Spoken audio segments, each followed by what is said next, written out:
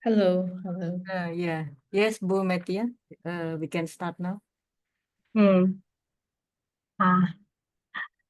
Okay, we are here today now. Okay. Good morning, distinguished speakers, esteemed guests, and participants. Welcome to today's academic talk event with the topics of accounting research in cooperative and mutual enterprises, opportunities and challenges. My name is Metya Kartikasary, and I'm honored to serve as your moderator for these sessions. Cooperative and mutual enterprises play an important role in building sustainable community-focused economics. They balance making profit with creating social impact, which brings unique challenges and opportunities for accounting. In this organization like cooperative and mutuals, accounting practices, performance measurements, and reporting systems are designed to serve the needs of members owners, not external shareholders. In Indonesia, this concept is known as kooperasi. Today's seminars aims to go into this aspect, guided by the expertise of our distinguished speakers. We are privileged to have with us two outstanding researchers whose work has significantly contributed to this field. Yeah, we are here today with Mr. Associate Professor Paul Thambar. Are you here? Yes, already here. Yeah. Yes. Yeah. Yeah. How are you, sir? Hi. Thank you. Thank you for the welcome. Okay. And we have also Miss Novita Puspasari. Puspasari, yeah? Yeah, Bu Novita. Yeah, okay. Thank you. And we also have here today our head of department in accounting, Professor Desi Adarani. How are you, Prof? Yeah, good. Thank you, Bu Metya. Yeah. Okay. Okay, we would be very happy if Professor Desi would like to say a few words first. Oh, yeah. Okay, thank you. Good morning. Assalamualaikum warahmatullahi wabarakatuh. Yeah. Thank you very much, Paul and also Novita, to our outstanding speakers for today. And of course, our esteemed participants. I can see here we have most of our participants are lecturers and also students and lecturers, and including our moderator today, Bu Metya, is one of our students in the doctoral program in accounting. So thank you very much, Paul and Bu Novita, for your willingness to share with us. We have tried this year, to explore several unique contexts, rarely explored in our students' research and also in our lecturers' research, starting from the sharing of the village-owned enterprises, by Ibu Desti in the January or February this year, and then now we continue with the cooperatives context. So we hope that we can learn the research opportunities in this field, in this context, either from Australian perspective and also Indonesian perspective on cooperatives research. So I hope that we can gain knowledge and also the opportunities for research, in this rarely explored context, including the mutual benefits or maybe cooperative context. And I hope that it can foster future research in this field, And also, maybe let me introduce our program. So we are postgraduate program in accounting. We have master and doctoral program degree, And we frequently hold the webinars like this and also the visiting scholar series. So it can be offline or online, And we hope that by doing that activities, our students and also lecturers can be exposed by several research frontiers, not only around accounting, but also with the intersections between accounting and also the global world, So I hope that we can gain many benefits from this session today. And again, thank you very much for our two speakers, Paul and Novita. And participants, please ask as many questions as you can, please also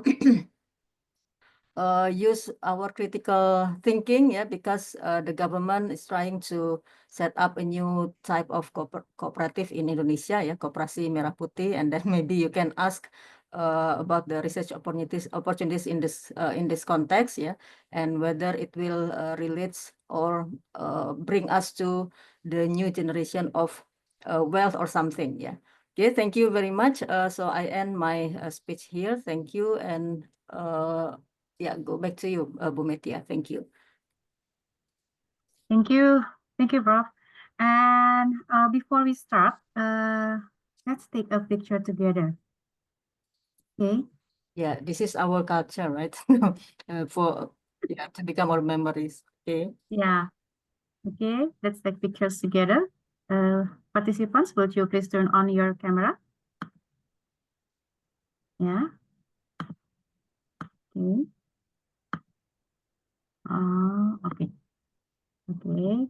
So, please, I will be waiting for the rest of the participants to turn on the camera. Okay. Okay. Okay. Now we are gonna take a picture. So it will be 2 pictures. Okay. The first, we're gonna start with. Okay. 1, 2, 3.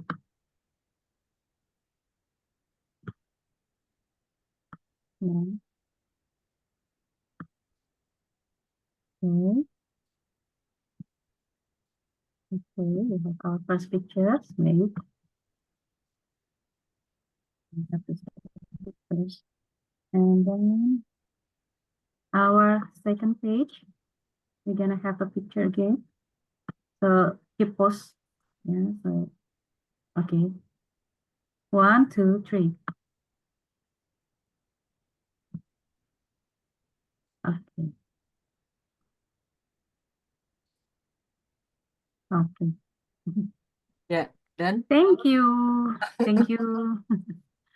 Okay, now we're gonna start with the main event. Okay. Okay. Now the main event will be held in 2 parts. The first session will discuss the overview of the research in accounting overview of research into Australian cooperative and mutual enterprises, MVM, and aged care research projects by Paul Thambar, an associate professor in the Department of Accounting, Monash University, Australia. And the second session, we will discuss about the chatroom democracy, how digital tools shape governance in Indonesia cooperatives by Novita Puspasari, PhD students in Monash University and a lecturer and researcher at the Faculty of Economics and Business, Universitas Jenderal Soedirman. Yeah.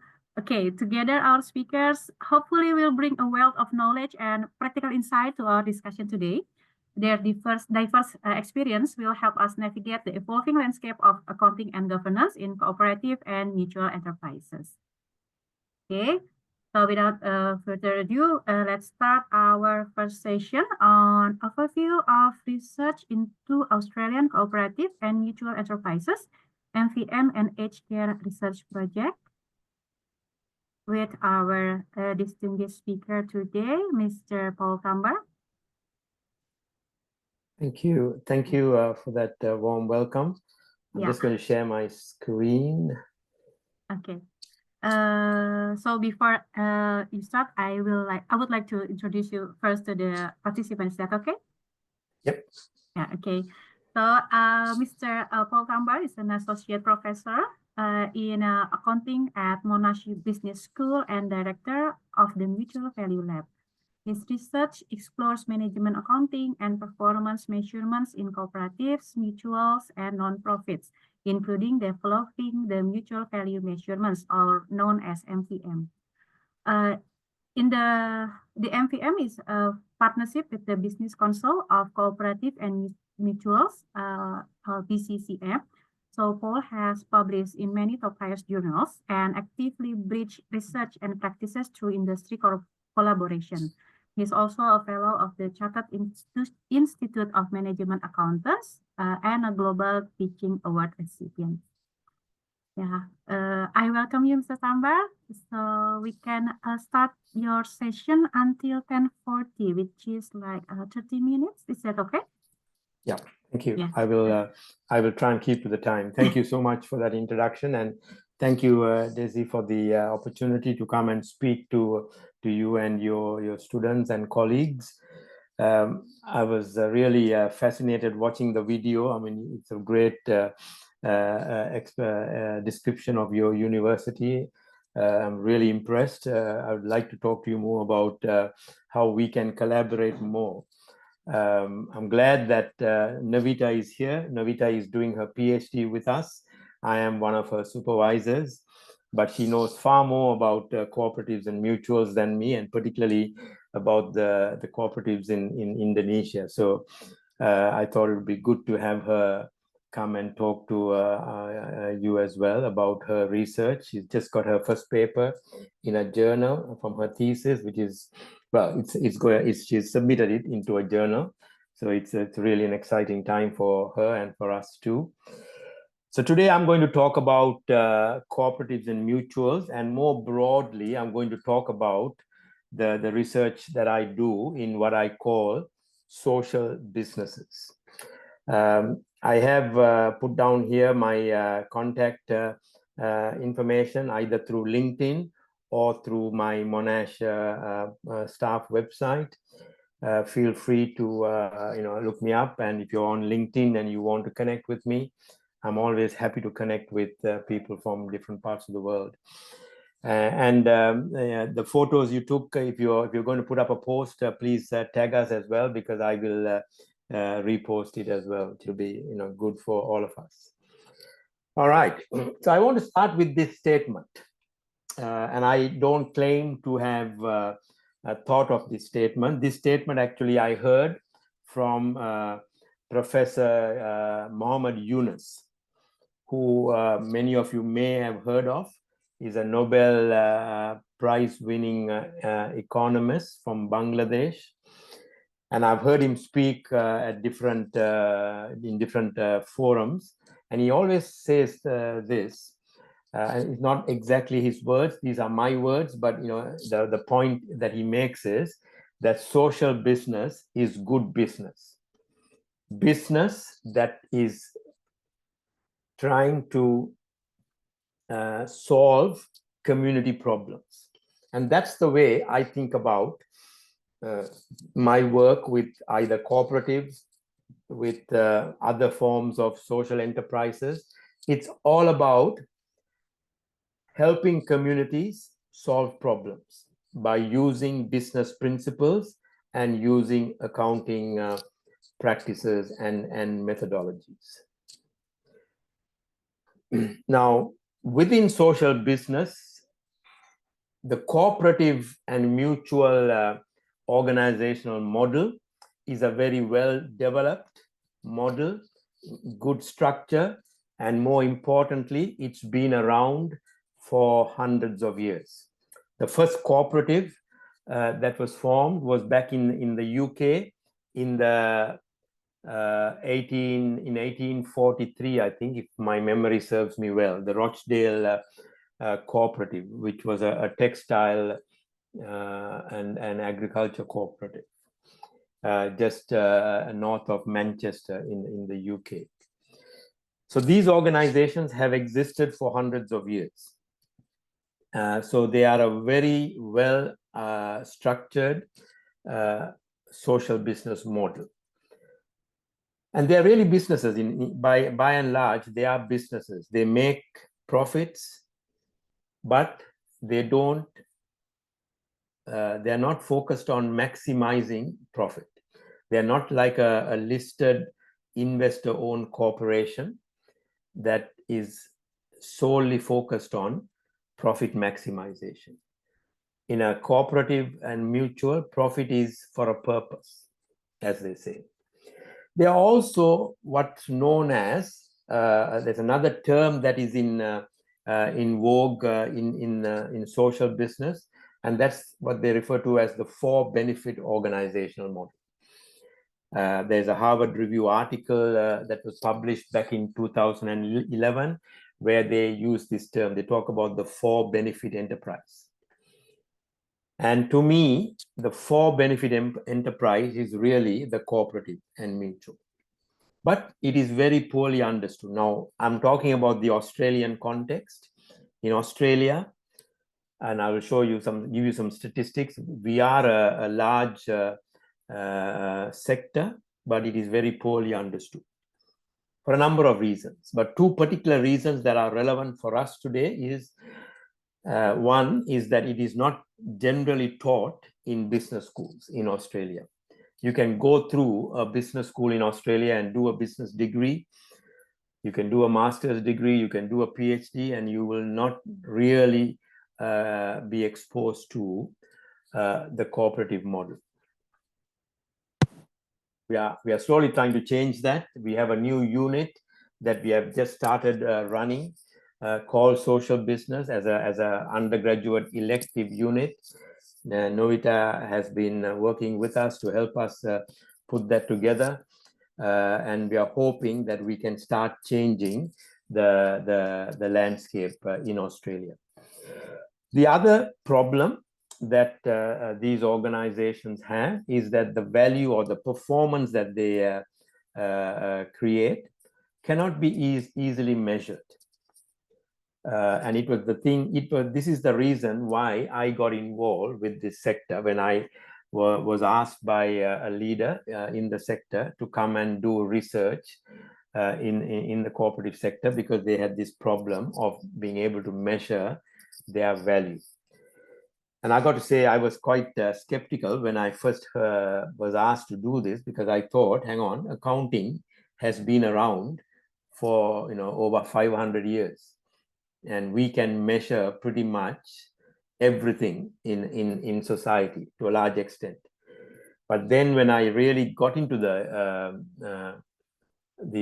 sector and understood the model, I realized that there was a problem, and hence we were engaged, and we are still engaged with the sector, carrying out research. If you have any questions, feel free to either unmute yourself and ask me, or maybe put it in the chat. I'm not monitoring the chat, but I'm assuming that our lovely moderator is going to be monitoring that, and we'll get to your questions as soon as we can. So a quick overview of the sector in Australia. We are there's about 1,800 cooperatives and mutuals in Australia, according to the peak body, Business Council of Cooperatives and Mutuals, BCCM. They do an annual report where they look at the top 100 mutuals, cooperatives and mutuals in detail, but they also do a survey of the whole sector, and they tell us there is something like 1,819 cooperatives and mutuals. 34.8 million memberships. Now, the population of Australia is only about 25 million. So clearly, there are people in Australia who are members of more than one cooperative or mutual. Now, there is data that suggests that up to 80% of the population is a member of at least one cooperative. But yet, only 30%, or 3 out of 10, actually understand the model. So that's really the problem that they are facing.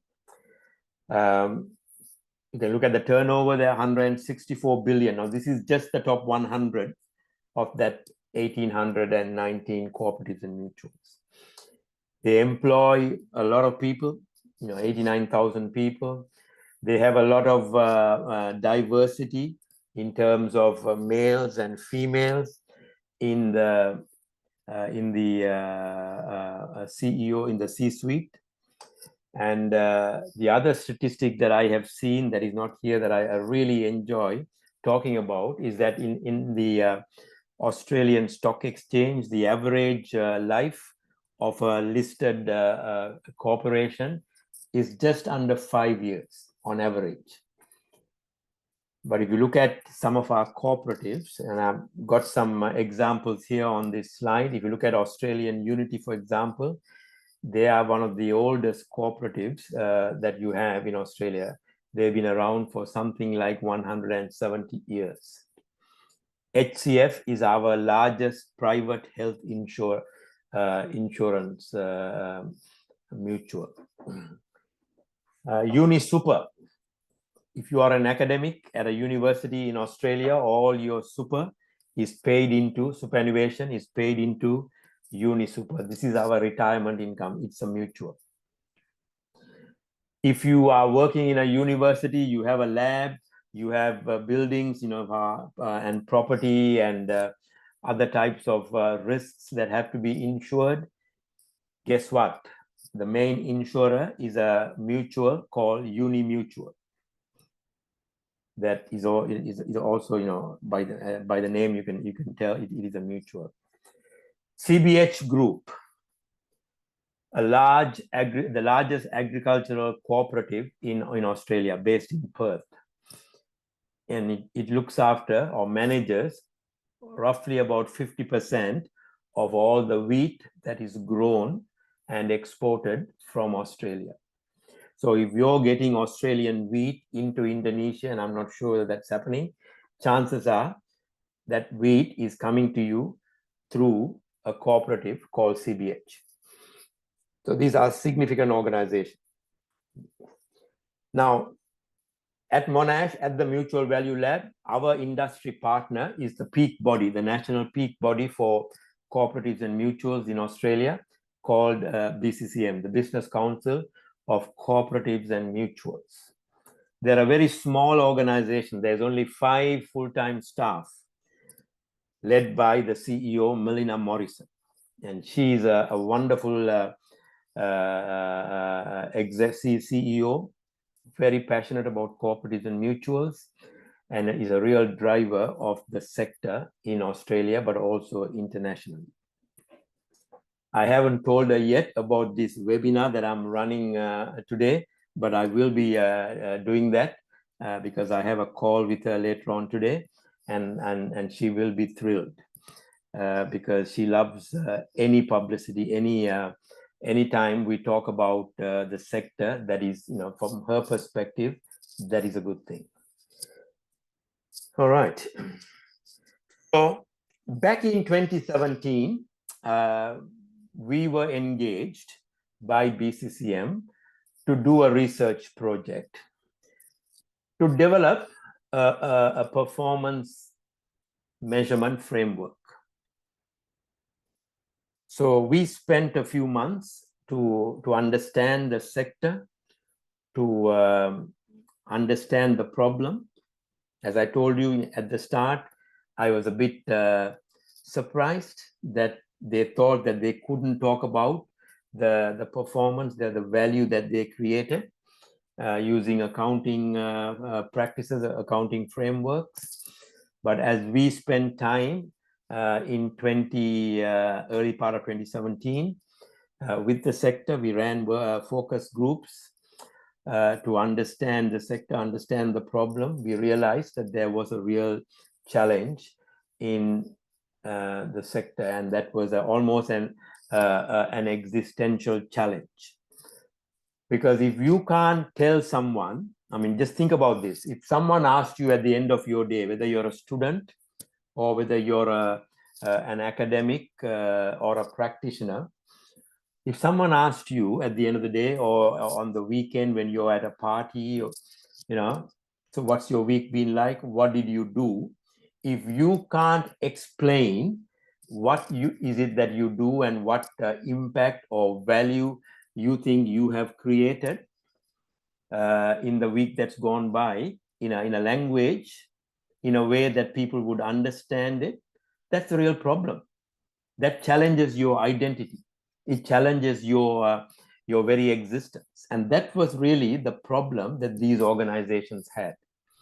So as we spoke to some of these senior leaders in different cooperatives and mutuals, we could see that there was a real challenge that they were facing. They just couldn't talk about their performance in a holistic manner using purely accounting numbers. Now, don't get me wrong, they do report on their profit, they capture their expenses, their revenue, they can talk about all that, but that does not reflect everything that they do in terms of the value that they create. And that's really the problem that they wanted us to solve for them. They had been to the big four accounting firms to do consulting projects, but they really hadn't got anywhere in a meaningful way. So they came to us. So we designed this 2-year project that we commenced in 2018 and completed in 2019, just before the COVID pandemic. We had 13 cooperatives and mutuals that were willing to be the field study sites, so that we could undergo and understand what they were doing, how they were creating value, how they were measuring that value, what were the gaps. So it was really a qualitative field research study, a 2-year project. The project budget was around 1.1 million. 600,000 of that came from the sector. This is one of the largest accounting field study projects that we have done at Monash. We had really an international team. So working with 3 other colleagues. Matt Hall is a professor of accounting at Monash. Yuval Milo is a professor of accounting at the Warwick Business School in the UK.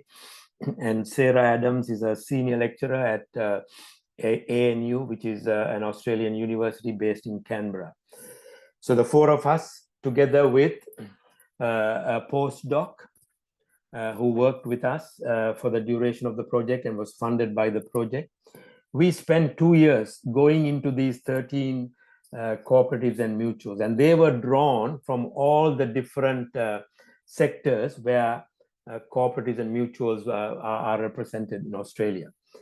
There were large cooperatives and mutuals, there were small, there were for-profit mutuals, there were not-for-profit cooperatives, a whole range of them that we deliberately sampled with the help of BCCM to really get a representative group that we could go and talk to.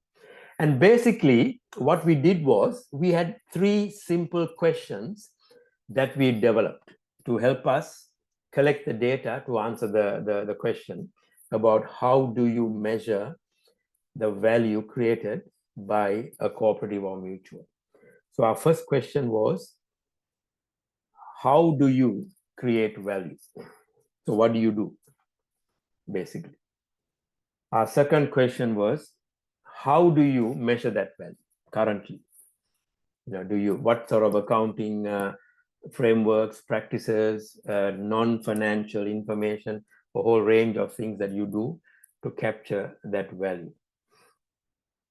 The third question was, what are the gaps? What are the challenges that you see in the way you measure your value? So from that, we did something like over 250 interviews. We collected a lot of documents. We sat in on a lot of meetings. We roughly spent about 2 weeks in every of one of these 13 cooperatives and mutuals. And they were spread across Australia. And as you know, Australia is a large country, it's a continent. So we spent the 2018 and 19 traveling a lot. And that's why we needed the funding to do what we had to do. So at the end of 2019, we developed a framework which we call the Mutual Value Measurement, or MVM framework. We field tested the framework with 3 of the 13 cooperatives. So we gave it to them for about 6 weeks to work with, to collect data, to set measures, to see whether the framework actually was robust. And they came back to us and they said, yep, we are happy with it. This is really good.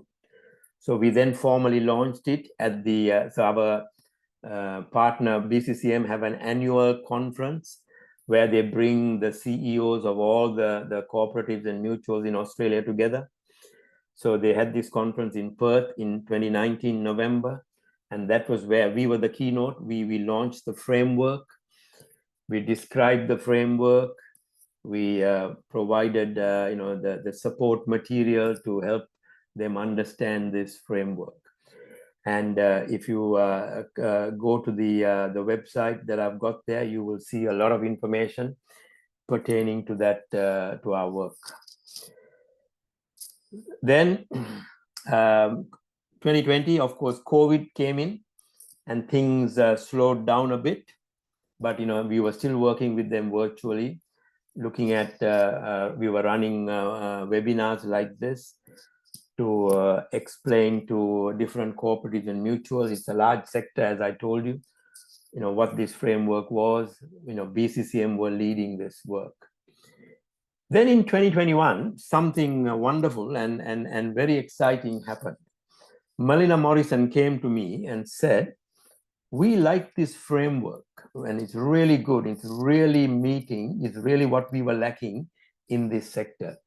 We want you, and that is Monash, to commercialize the framework to us. Now, if you understand research commercialization, that is what happens if you are in a science discipline. If you're a medical researcher and you have discovered some new medicine, or if you're a science researcher and you have found something interesting about a particular virus or a microbe, you can, you have a research lab, you commercialize it, private capital comes in, venture capital, you commercialize it. It is very rare for a business school to commercialize anything. And in accounting, it is even more rare. If you think about it, what are some of the accounting inventions that you know about? I can think of the balanced scorecard. I can think of the EVA, the economic value added methodology. I can think of the activity-based costing methodology. All these come out of the US, out of business schools like Harvard and NYU Stern. But here is little old Monash, and we are commercializing a framework. So we did that. It was very exciting. So now the framework, the MVM, is owned by BCCM. Every time they have a cooperative or a mutual take it up, there is a fee sharing arrangement that comes into play, and we get some fees that go into a research fund that is available for us to do more research in the sector. And not only that, we have also seen the framework being taken up by a number of cooperatives and mutuals, not just in Australia, but also in the UK, in the United Kingdom. We've gone to the US. It's been looked at by a group of 200 odd public sector insurance mutuals. This year, we ran a webinar to launch it into New Zealand. And my dream in the next 12 months is to go into places like India and who knows, into Indonesia, Malaysia, Philippines. These are countries with large, Japan, large population of cooperatives and mutuals, which are far more mature. The sectors are far more mature than what we see in Australia. So BCCM run with that. They have a consulting partner that does that, based out of the UK, called Mutual Limited. And we provide research support to BCCM and to the sector in terms of helping them understand the framework and understand how they implement it. And what we then do is we follow it up with doing case studies. So we go into these organizations to look at how they are using the MVM, and we write up a case study that we can give BCCM for further promotion, but we can also use in our teaching. So in this course that I'm running next week, I am looking at performance measurement. We are talking about the MVM framework, and I have a case that we wrote a few years ago based on one of the 13 organizations and how they have taken up the MVM.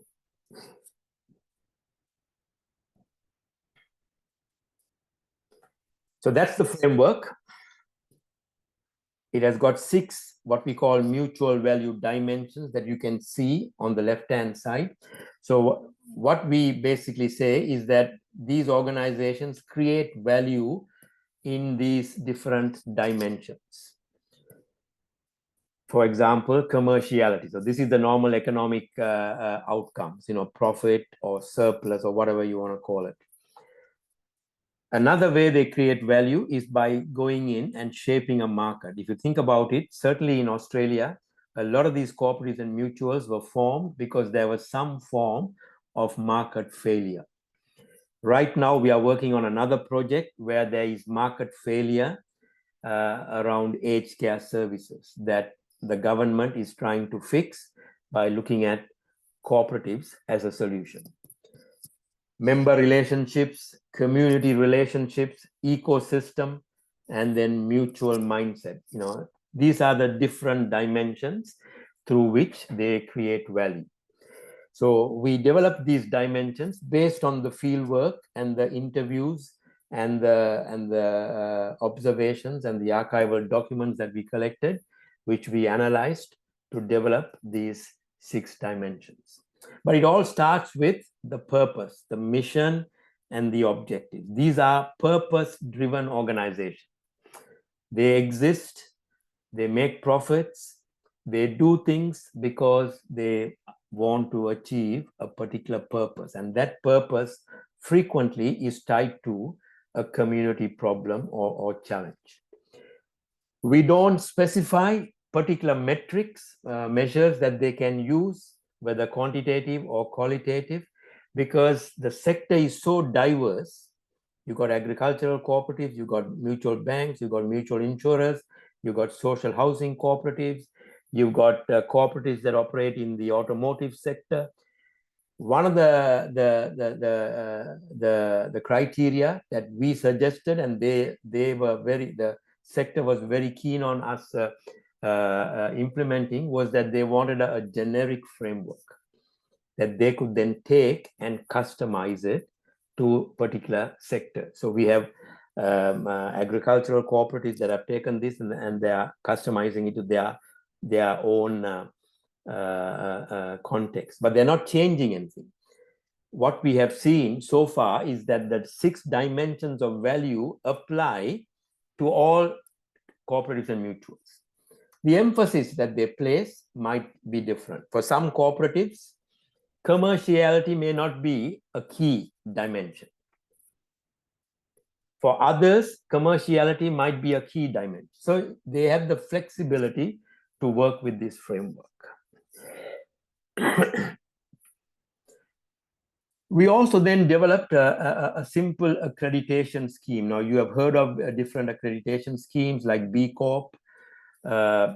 You may have heard of, in the university sector, we've got things like the AACSB, the AMBA, the EQUAS. There's a whole range of different accreditation frameworks. We developed an accreditation framework for this for MVM as well, just so that the BCCM, the industry partner, can monitor how the framework is being used. So once they have implemented it, after about 12 months, they approach BCCM saying, yep, we are ready for accreditation. We send out a simple survey that they have to respond to, a series of questions. There's an independent committee set up by BCCM. I'm on that committee as the research expert. There's an industry leader who is on there bringing the industry knowledge, and Melina is on there as the industry body representative. We review the survey, and if we are happy with their responses, they get what's called a mutual value accreditation. And there's a logo that is given to them. It is publicly announced at the annual conference, and they are then able to use that on their website and other social media and marketing platforms. So that's a way of building up a community of practitioners who are using this. We have a community of practice that meets on a regular basis, that shares case studies, helping others who have not yet gone on the journey to understand the framework and take it up if they so wished. We have a range of outputs that we have, both academic outputs as well as practice outputs. As you can see some examples here, we have written articles, we have recorded podcasts, all designed to promote the work we are doing.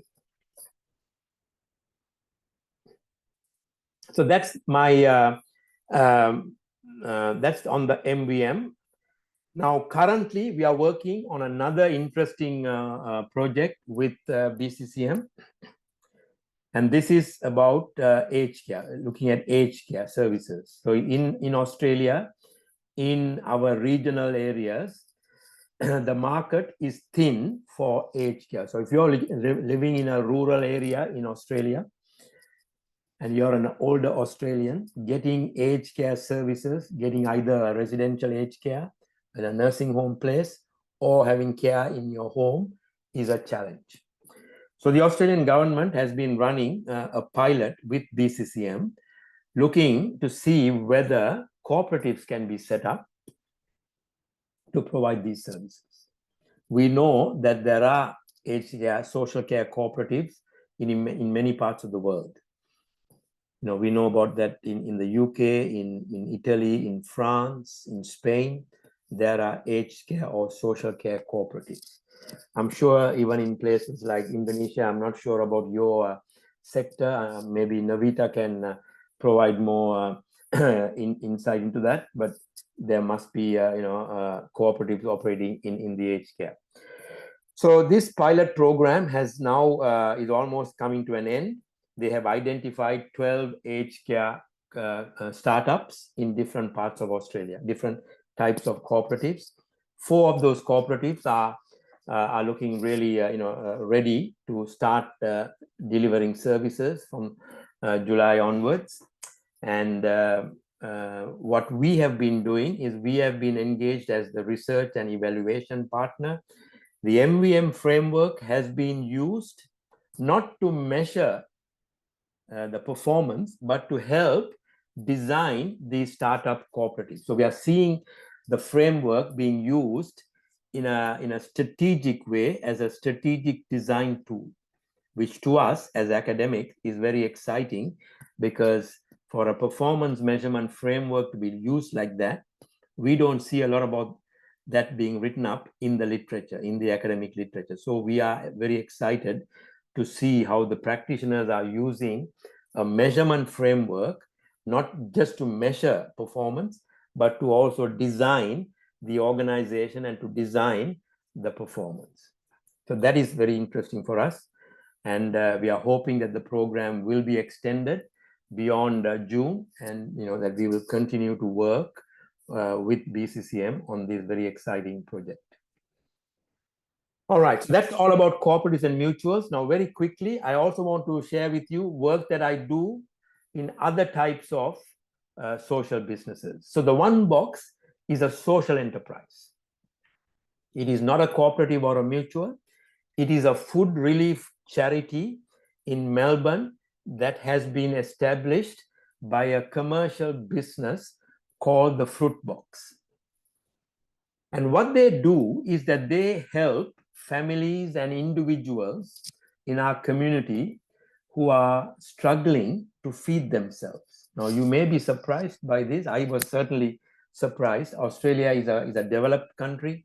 We produce, we are an agricultural powerhouse. We produce, agriculture, food, wheat, rice, etc., that can feed around 60 million people. So we only have 25 million people. So we are an exporter of agricultural food.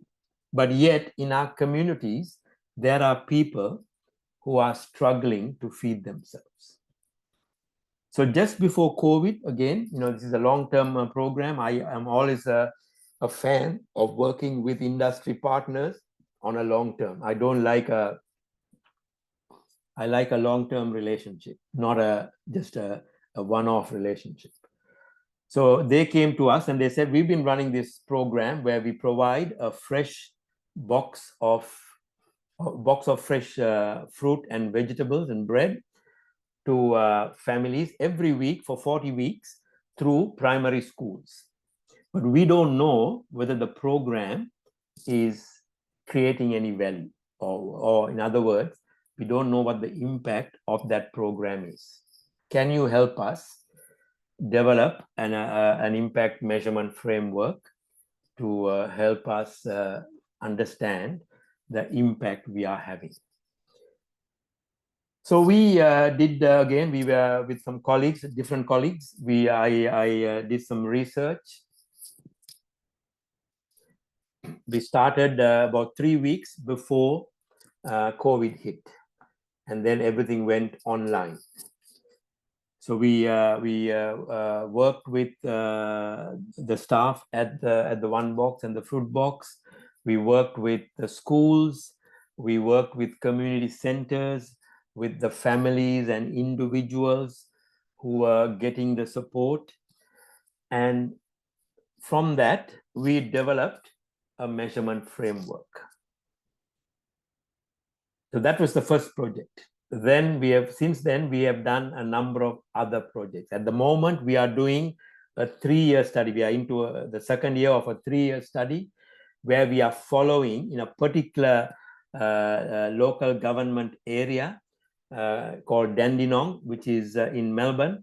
We are following 2 schools and families who are getting help on a long-term basis to see what the long-term benefits of the program is. So here's the framework. Again, we identified, when you think about performance and measuring performance, very often our mind goes to, okay, what is the metric? But as a performance measurement researcher, I always say to people, hang on, step back.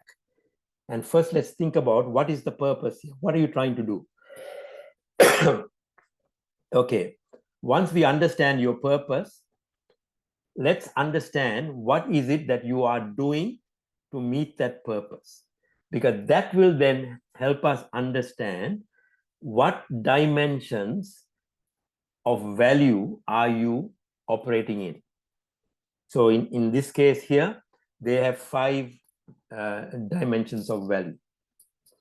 We have grouped them into 3 broad categories: nutrition and well-being, community building and support, financial savings for the family. So this framework was a real eye-opener for the CEO and the senior leaders at the One Box, because they thought that our work would tell them what the financial savings were for the families. They never thought that their program would help these families and individuals. A lot of them are, refugees, recent migrants, indigenous families, even international students at universities. What we found was not only was the program providing savings, but it was also doing other things like connecting these people with the broader school community, with their local community, helping them connect with services that they need, because usually if you are struggling in one area of life, you have challenges in other areas of life. Maybe mental health, maybe learning for the kids, learning challenges, and a whole range of other things. So we've identified that there is value being created through that. Nutrition and well-being, by having nutritious quality food. Now, this is the same box of food that is being sold by this organizer, parent of the charity. The fruit box is selling it to corporate customers for $30-40 a box. That same quality is being provided to these families and individuals at no cost. So the quality and the nutrition and the well-being, all those are areas of impact. Again, through this project, we have done a bit better in terms of our academic publications. We've got a number of publications and a number of papers in either in review or being planned. Again, we've had a lot of practical outputs as well, podcasts, articles. And both, something I forgot to mention is that both the MVM work and this work with the One Box has been awarded. We've had global awards and we've received awards in Australia and through Monash as well. So it's really, very interesting and exciting work. I don't know whether I may have gone a bit over time. I do apologize for that, but I'm happy to take any questions or comments now, or maybe at the end. We have allowed for some time for after Novita's presentation. Thank you. Thank you. Thank you, Paul, for the insight. Yeah, so we're gonna start the question after Novita finished her discussion. Is that good? Okay. Okay. So okay. Now we will go to the second session about chatroom democracy, how digital tools shapes governance in Indonesian cooperative by Novita Puspasari. Ms. Novita? Yeah. Yeah. Yes, Hi. something. Okay, so Ms. Novita Puspasari is a lecturer and researcher at Universitas Jenderal Soedirman, focusing on cooperative business practices, digital tools, and governance in Indonesian cooperatives. Her research explores how ICTs enhance democratic participation and transparency in cooperatives. And she has contributed to policy development with the Indonesian Ministry of National Planning. And Novita has also served on the Indonesian Consortium for Cooperative Innovation, or ICCI, and as a head of Supervisory Board of Coopun Indonesia. Now I welcome you, Ms. Novita. Yeah, thank you very much, Mbak Metya. Okay, let me do the share screen. Yeah, wait. Okay, I hope that you are now can see my screen. Okay, thank you very much for the opportunity to share my research project with all of you. And so when Paul asked me to join him for this webinar, I'm beyond happy to virtually come to Indonesia again. And my name is Novita and I'm a third-year PhD student at Monash Business School. I work with Paul as one of my supervisors, and Paul has helped me a lot through my PhD journey. And this is actually part of my PhD thesis, and it is planned to be like a chapter under my PhD thesis. And this study is examining digital tools, how it shape governance in Indonesian cooperative. And before I go further discussing my research, maybe I would like to bring this into your attention about this news about the cooperatives in Indonesia, and also some facts about cooperatives in Indonesia. Perhaps you are aware of this, or perhaps you are not, but we are very familiar with cooperatives in Indonesia. So it's almost like a dogma for us in Indonesia to believe that cooperative is actually a national, like a backbone of national's economy. But at the same time, it also has like a very, it causes a lot of financial scandals in Indonesian economy as well. So if you saw Paul's presentation previously, you saw how the cooperative and mutual sector in Australia actually contributes significantly to Australian economy. And in Indonesia, it also significantly contribute, but sadly, not in a very good way. So here you can see some news, for example, like there are some big cooperatives in Indonesia that has occurred losses up to 106 trillion rupiah to its member, and also there are some, some other big cooperatives that also involves in that financial scandals. But in early March this year, we also read a news that our new president mandated that the government needs to create 70,000 new cooperatives, Koperasi Merah Putih in Indonesia. And the government also will facilitate the initial capital for those cooperatives, with each cooperative will be delivered around 5 billion rupiah for the initial capital, and it will be facilitated through village funds, for example. But as you can see also from the figure here, that sometimes people often associated cooperative in Indonesia as a Dracula. So it's actually not draining people's blood, but draining the funds from its members. So that's how cooperatives often perceive in Indonesia. So those all issues about Indonesian cooperatives also a room for us as a researcher to contribute more in this area. So I think that this is a very insightful for cooperative researchers in Indonesia, because this is the laboratorium that we can explore more. And so moving on to my own research here. So the background of my research, so I'm just going to give you some overview of the research that I am now conducting. So cooperatives or koperasi in Indonesia so they have like a set of values and principles. And one of the main principles of cooperatives is democratic member control, or we call it democratic governance. So it means that each member of cooperative has one vote, regardless of the shares that they have in cooperative. So one member, one vote.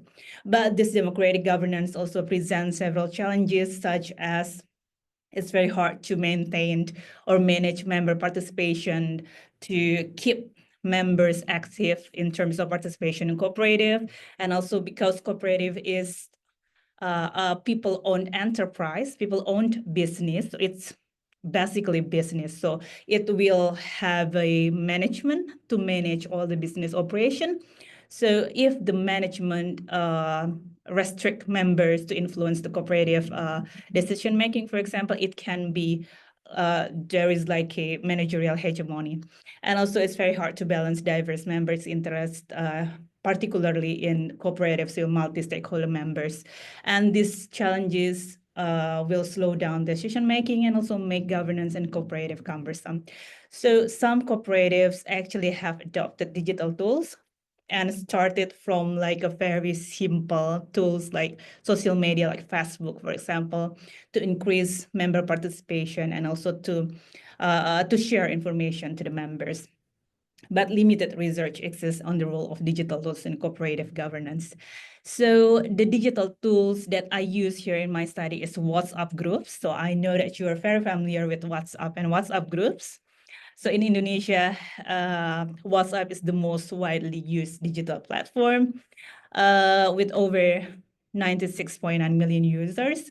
And so there is a specific term for this, WhatsAppification, and it describes how the platforms integrated into our everyday life, including the political mobilization. Just like maybe you still remember about the presidential election a few months back, that WhatsApp became one of the tools to spread news about the about the candidates of the presidents at that time. And then also, it also has role in business operation and governance practice as well. So this morning, actually, just out of my curiosity, I tried to calculate how many WhatsApp groups actually I belong to.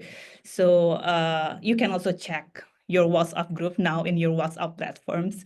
And surprisingly, I just realized, I just calculated and shocked that I actually belong or I am part of 184 WhatsApp groups in my Indonesian number. So that was shocking. But I believe that you are also perhaps belong to more than 20 or 50 WhatsApp groups.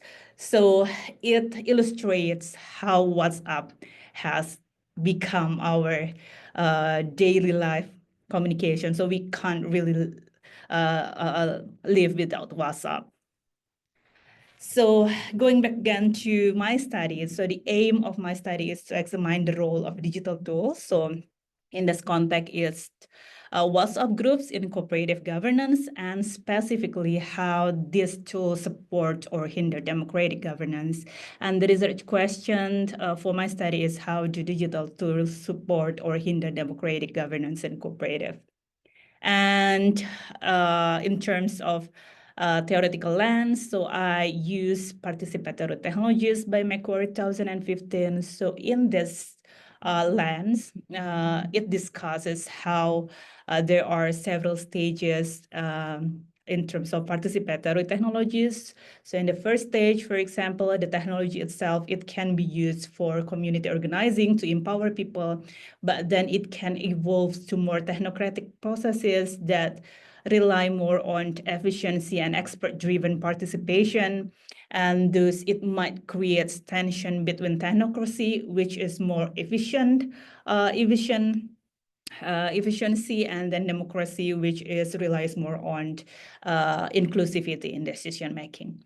And it might also evolve in consensus organizing pace. In this space, that the technology used in this phase can be used to reach consensus by minimizing conflict, but also reinforce or legitimize the elites or the ones who have power in the organization to control the organization.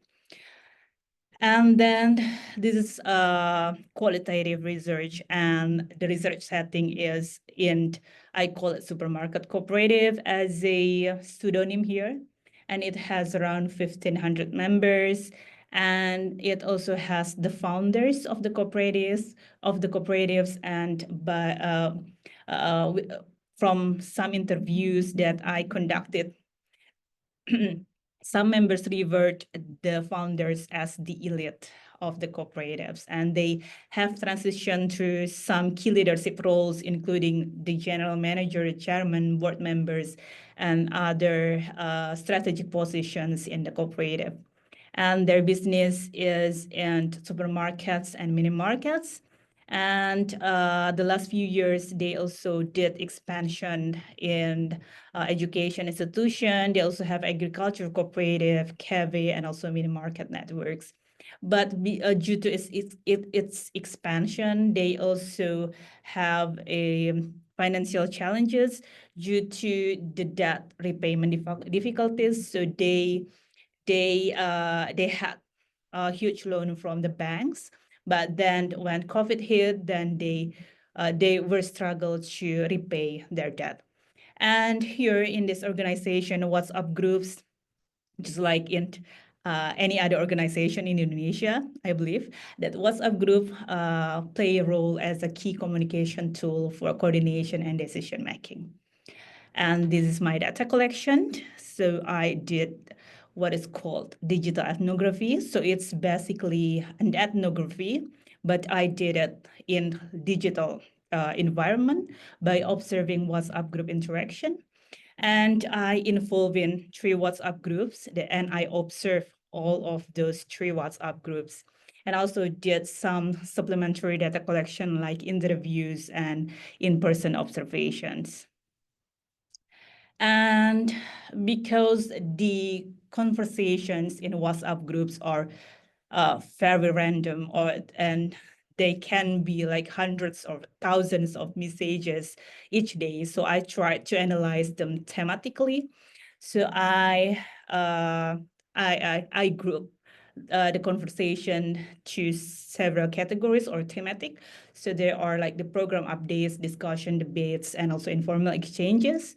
And the key themes that I found across these three WhatsApp groups are about the financial concern regarding the delayed profit distribution from the cooperatives, and then the issues that the members could not withdraw the savings they have. And then also there are some investor members concerned over the financial transparency. And then I also did some analysis on the visual and textual data, like the emojis, the stickers, the multimedia content, and also did triangulation with all of those data. And this is some of the finding from my research. So in general, I found that the WhatsApp groups, it can play a role in empower members through information sharing, like management disseminates updates, but also members use the platform for mutual support. And then also it can be used for member expression. So because I also did some in-person observation, so I also noticed the differences between the member expression in the platform, in the WhatsApp, and also like in the AGM, annual general meetings, or RAT in Indonesian, or in like in-person meetings. So it's different. So members express themselves freely in WhatsApp groups, and also self-organizing. So members here can create independent group. So there is an additional WhatsApp group that created only by members without involving management there. So it's called Members Demand Accountability Group, WhatsApp group, to push for transparency for management. And then also it somehow also facilitated technocratic processes here. So it means that the WhatsApp groups can play a role merely as a broadcast tool. So management here shares decision, but without really involve members in decision-making process. And then also there is a selectivism and symbolic participation. I think that you are also very familiar with this one. So sometimes members only react with emojis, stickers, and short comment instead of really involved in the discussion. And it also creates new forms of exclusion. So it means that members with like limited capacity to technology or to access internet also excluded from the conversation.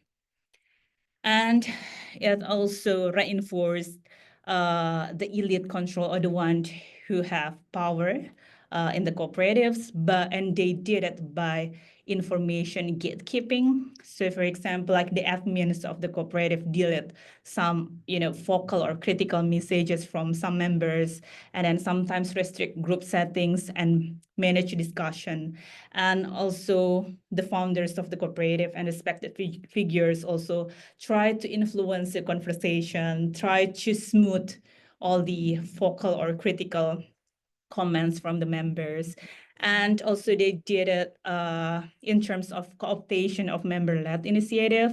So the focal members or the critics and the critical comments in WhatsApp group, sometimes it became the attention of the management, and then the management tried to over private incentive outside the WhatsApp group. So they contacted the members, the focal members outside the WhatsApp group, and tried to over some incentives to silence their critics in the WhatsApp group.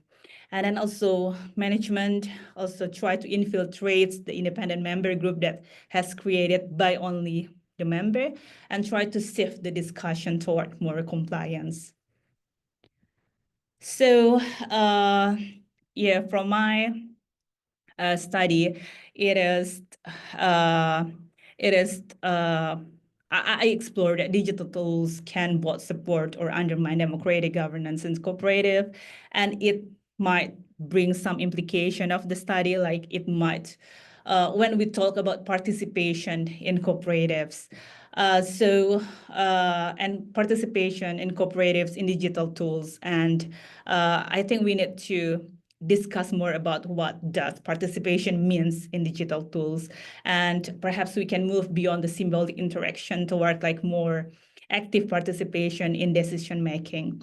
And also perhaps the members of cooperative might establish shared governance norms that define how digital tools should amplify member voices, ensure inclusivity to all members, and also try to reframe efficiency, because we know that using WhatsApp group is indeed, it's more efficient, but then how to make sure that it's also inclusive to all members.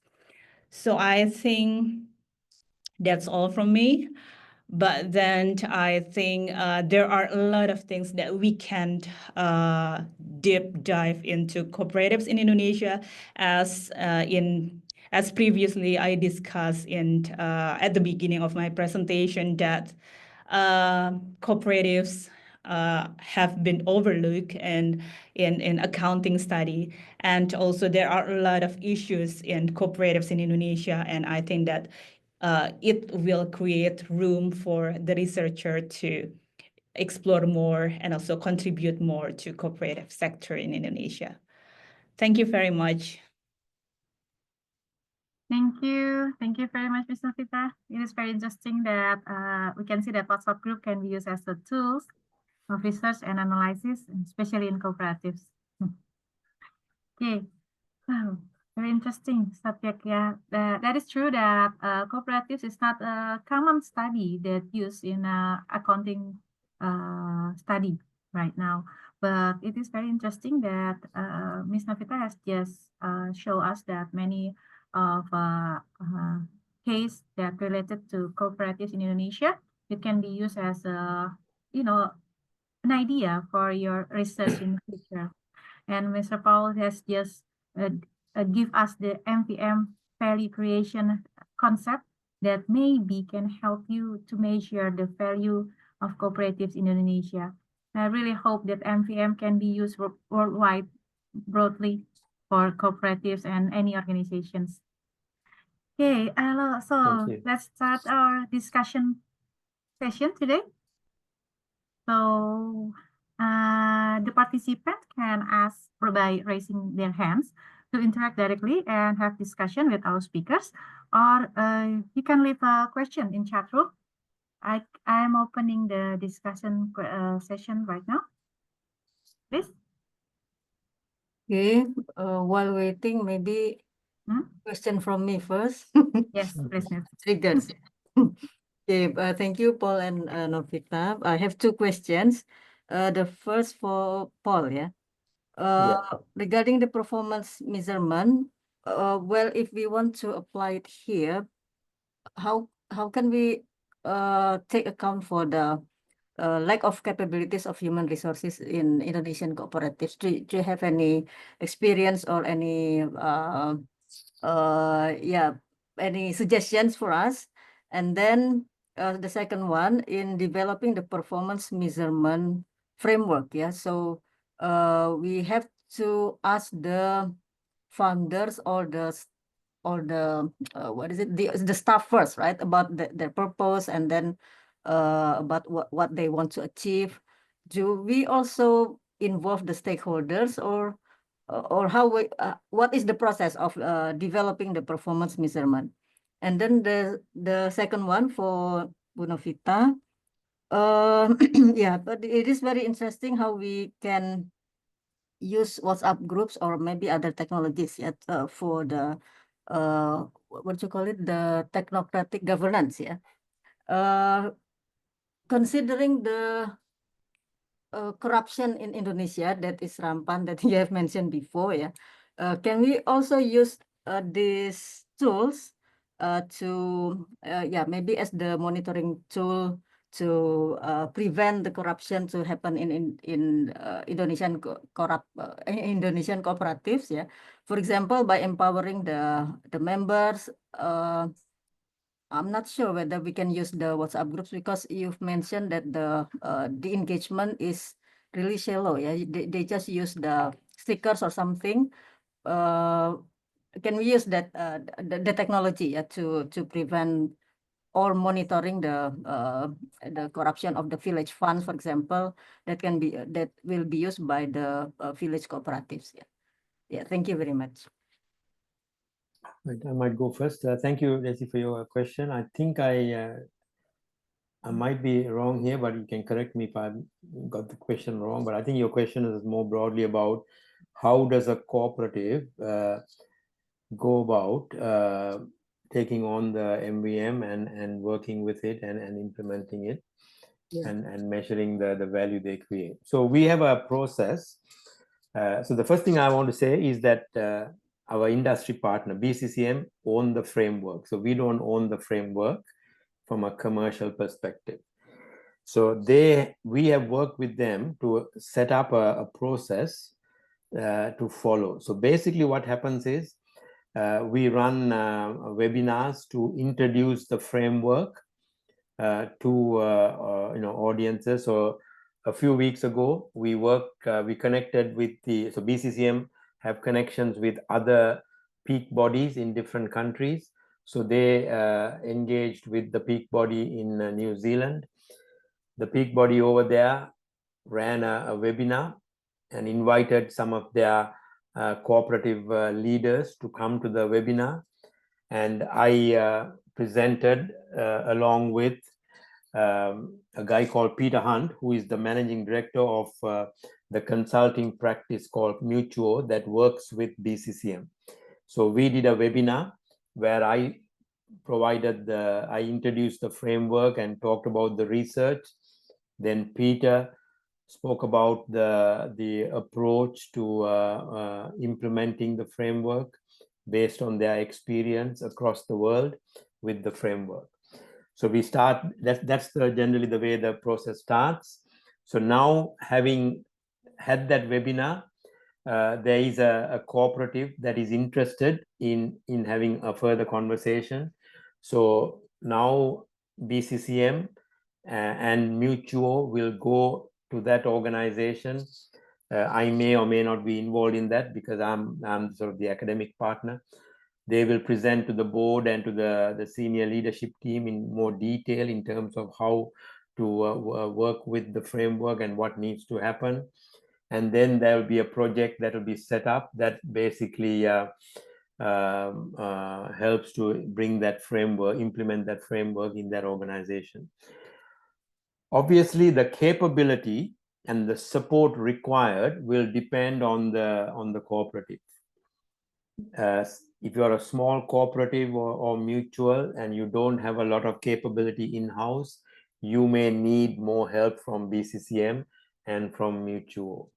But a lot of our larger cooperatives and mutuals, they have a lot of in-house capability. They have the people who can actually, work once they understand the framework, implement it within the organization.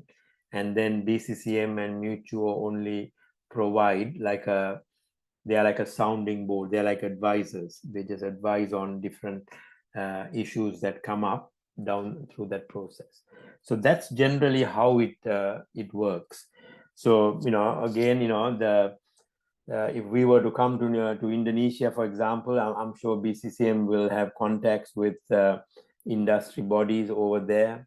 We will run some sort of webinars. I mean, Monash itself has a campus now in Jakarta. And I have never been to Indonesia. I'd love to have the opportunity to come and visit and present some of this stuff. Apart from Novita, I have another young Indonesian lady who's doing a PhD with me, and I'm learning a lot about Indonesia through Novita and Deanne, my other student. And yeah, it'll be great to so that's how we would work it. So it'll be really BCCM driving the the process. I mean, we are just the research partner.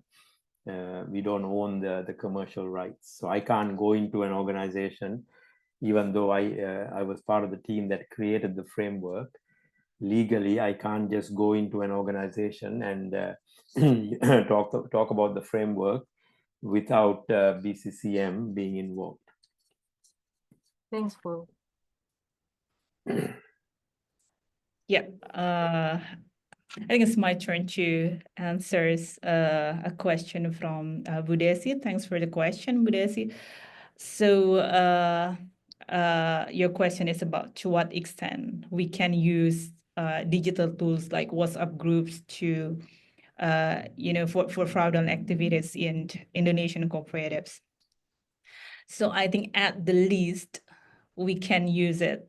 Like members, for example, from my case study, members can self-organize themselves and push for more accountability or transparency from the cooperative. So they can self-organize themselves. They can push the management to provide some transparency.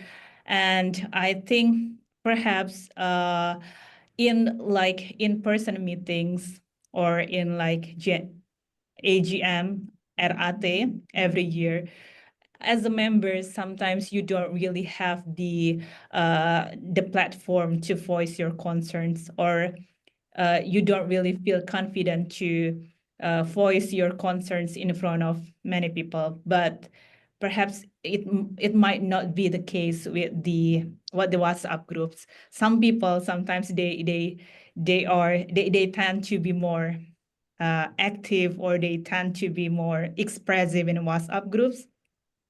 So I think that we can make use of that. We can make use of the tools like the WhatsApp groups to push for more accountability. So it's like an assistance tool that can be used by the members to self-organize themselves, to manage themselves. It's perhaps it's informal tool, but then again, because I think that in Indonesia, a special context that I think we can't really live without WhatsApp. So I remember in 2022 or 2021, when there was a day when WhatsApp was down at that time, and then everything was just off. There was no class, there was no meeting, there was no everything, because our main communication platform was shut down at that time. So I think we can make use of it as a mechanism for like accountability or transparency. Yes. Okay, thank you, Bu Novita. Thank you, Paul, Novita. Okay, a question from the participants, if any. You can also use Bahasa Indonesia, ya. We can translate it for you. Yeah. I think they are overwhelmed with the research topics. Yeah. This is very interesting, you know. I really think that this is very interesting. And if I made it, I have more questions for you, Paul. So based on your experience by doing the research, what the most challenges that you have when you observe the implementation of performance measurement system within cooperatives? I mean, there are a number of challenges. Obviously, what is interesting, really interesting, and we've seen this with a number of different cooperatives, is if you think about why a cooperative is formed, and I'm not very familiar with the Indonesian context, but in Australia, for example, very often a cooperative is formed because there is a market failure of some sort in a particular sector. I gave the example of aged care in regional and rural Australia. The market is thin. You know, in fact, the market is failed. There isn't enough services and operators of services for older Australians living in those areas. So a group comes together with a purpose. They have a common problem. They come, they identify, okay, they develop a purpose, they form the cooperative, and they start providing services. And as time goes along, and as the cooperative grows and becomes successful, sometimes what we find is that the original purpose has got lost or forgotten. People come in from other sectors, they don't really understand the cooperative model. And what we have seen is that with our framework, as they start looking at it and as they start thinking about, okay, what is my purpose? How do I create value? Can I see the 6 value dimensions operating in my cooperative? It becomes a revelation for leadership teams and boards to reconnect with their purpose, to reconnect with, why do we exist? Shaping markets. So when you have a market failure and you create a cooperative, what you're really doing is you're shaping that market. That's one of our key value dimensions. And by doing that, you are creating value. But many of our cooperatives and mutuals have lost sight of that.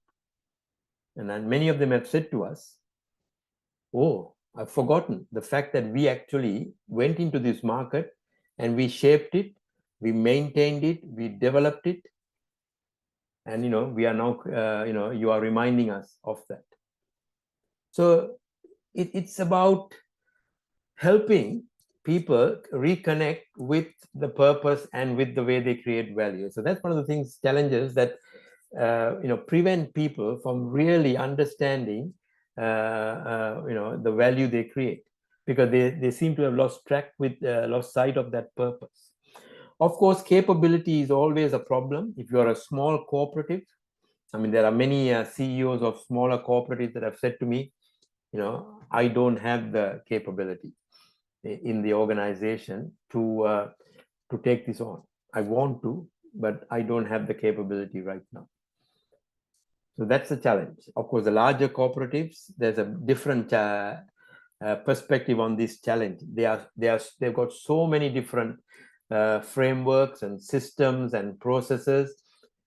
They look at the MVM and they say, okay, now there's another one. How do we make that work with everything else that we have? So that's another aspect of the capability challenge. So there's a whole range of these things. But what it is doing is, and this is another important insight for students of accounting. Accounting is not just about measuring and counting and valuing things. Accounting is also about giving a language that you can use to explain what you are doing. When a CEO stands up and says, I have made $1 billion of profit this year, they're communicating in a language that everyone understands what is happening or what that organization has done in the past 12 months. So measurement is also about giving you a language that you can use to talk about what you are doing. It's not just about counting and valuing and measuring. There's a question, I think, in the chat, yeah. I think. Yes, there's a question from Rianto. So he has a question for Paul and Novita. And now I'm going to read for Paul. So Paul, can you tell more about commercialization aspect of the research and suggest how to integrate it as a wonderful side effect of our research? Great question, and thank you for that. I am of the firm, one of my foundational beliefs in my work is that as an accounting professor, my work is applied. Accounting is an applied discipline. In fact, all business disciplines are applied. We are not like a STEM, a science or a medical discipline where there might be some foundational fundamental research being done. We are an applied discipline. So everything that we do must have some form of practical application or impact, as we call it. And at Monash, there is a very strong focus in the business school about having impact with your research.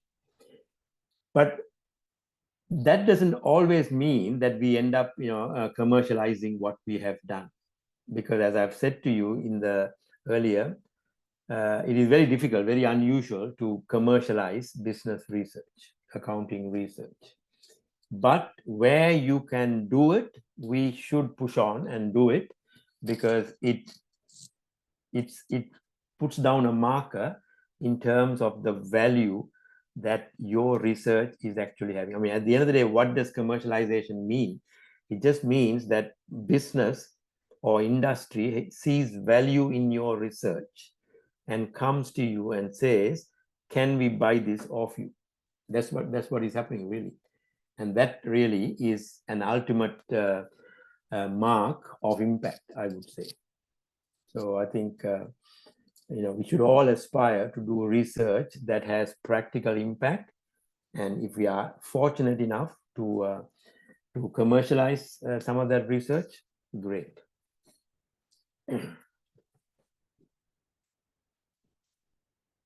Yes, very interesting.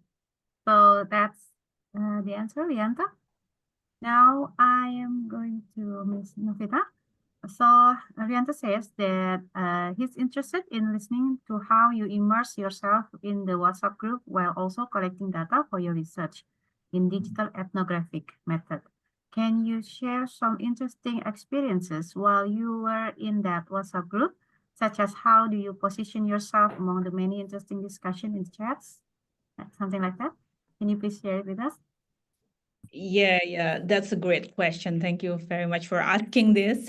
So, conducting this digital ethnography and WhatsApp group was, for me, both fascinating and also challenging, because I had to balance being an observer and also sometimes a participant while also collecting my data for my research. And I think that one of the most interesting aspects was navigating my position within the group. So, for example, like in a heated discussion about the financial stuff, when the members they demand answers from the management about delayed profit distribution and also saving withdrawals.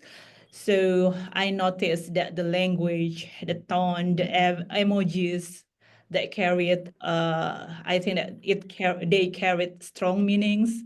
And sometimes sometimes the WhatsApp group members also, they ask me some question because they know that I'm an accountant. So sometimes they ask me questions and I try to answer it not in a way that I direct them to like a certain direction, but perhaps in a more natural way. So I think that one challenge that I had throughout my digital ethnography was that I had to navigate different roles in WhatsApp groups.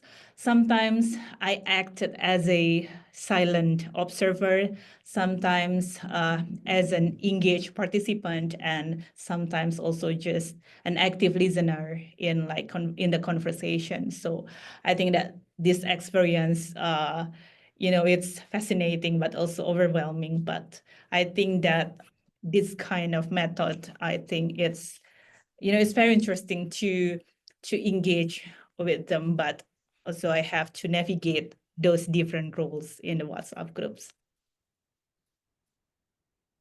I hope it answers. Yeah, that's very interesting, Novita. I hope that will answer the question, Rianto, Mr. Rianto. Okay, I think it's okay with the answers. So, now we are at the end of our session. We're gonna close this academic talk at 11:33. And I would like to thank you for our speakers, Associate Professor Thambar and Ms. Puspasari, for sharing your invaluable insight about these topics. So today's event has illuminated the critical role of accounting research and digital innovation in strengthening the impact of cooperative and mutual enterprises. So today we have explored practical frameworks like MVM, innovative approaches to integrating digital tools in governance with WhatsApp, and the potential of emerging technologies to enhance democratic participation within cooperatives.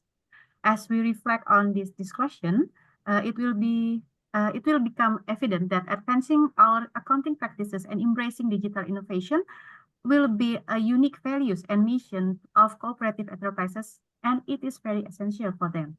So this will require a continuous collaboration among researchers, practitioners, and policymakers. Now we are ended our academic talk today, and I would like to say thank you again to our speakers, Professor Desi, participants, and organizers for contributing to the success of this event. I would like to say have a nice day and have a nice weekend, everyone.